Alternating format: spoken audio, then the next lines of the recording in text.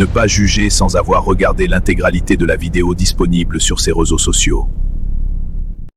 Quand je dis Dieu se révèle à nous, la révélation de Dieu à nous est différente de ce qu'on appelle la réconciliation. Dieu se révèle même à des personnes qui ne croient pas en Dieu.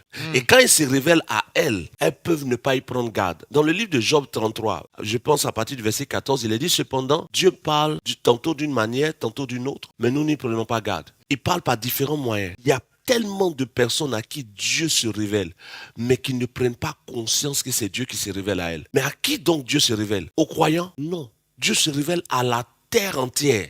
Est-ce que c'est pas au travers des religions? Non. Ici, la religion, c'est quoi? Les religions sont des... C'est-à-dire, un homme a fait un petit rêve, il a eu une petite pensée, il établit un principe. Ce principe-là, les gens le développent. Derrière ça, il commence à contrôler d'autres hommes. La religion est un système qui a été établi par des hommes pour contrôler d'autres hommes. Okay. Eux, ils sont les saints, les autres sont les souillés. Eux, ils sont ceux qui entendent Dieu. Vous pouvez jamais entendre Dieu. Parce que si vous l'entendez, vous devenez comme eux. Or, il faut qu'eux vous dominent. Ouais. Tu comprends le truc? Ouais. Maintenant, comme tu disais, à qui Dieu se révèle? Il se révèle à toute la terre, mais pas par la religion. Pourquoi? Parce que la religion est née, les religions sont nées il n'y a pas longtemps. On ne parle même pas du départ de la création. Regarde, quand Dieu a créé Adam, Dieu se révèle à Adam. Il y avait quelle religion? Quand Dieu crée la nature est une révélation de Dieu. Voilà pourquoi dans Romains chapitre 1, l'apôtre Paul dit, quand on considère la nature, on peut connaître Dieu et reconnaître ses perfections. Pourquoi l'apôtre Paul le dit? Parce que même considérer la nature, t'assois un instant puis analyser la nature, tu es sûr que quelqu'un est l'auteur. Oui. Tu ne peux pas dire que c'est le hasard. Donc Dieu se révèle tantôt d'une manière, tantôt d'une autre. Ouais. Maintenant, nous étant nés dans un monde physique, ayant un esprit qui vient d'un monde immatériel, parce que l'esprit de l'homme vient du royaume des cieux. Nous sommes sortis de Dieu. Voilà pourquoi il est écrit, lorsqu'un homme meurt, son corps retourne dans la poussière, son esprit retourne où?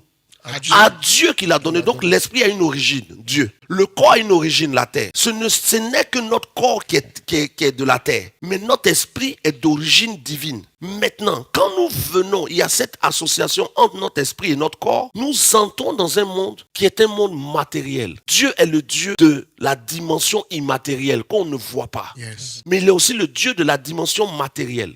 Mais dans la dimension matérielle, on ne peut le percevoir. Donc Dieu doit se révéler à nous dans cette dimension matérielle pour que nous soyons conscients de lui. Ce n'est pas d'abord une histoire de séparation qui établit la révélation avec Dieu. Parce que Adam n'avait pas péché quand Dieu lui parlait. Donc Dieu n'attend pas d'abord qu'il y ait une séparation pour se révéler. Dieu se révèle parce qu'il sait que le monde dans lequel nous sommes, qui est matériel, ne donne pas de percevoir les choses qui sont du monde immatériel.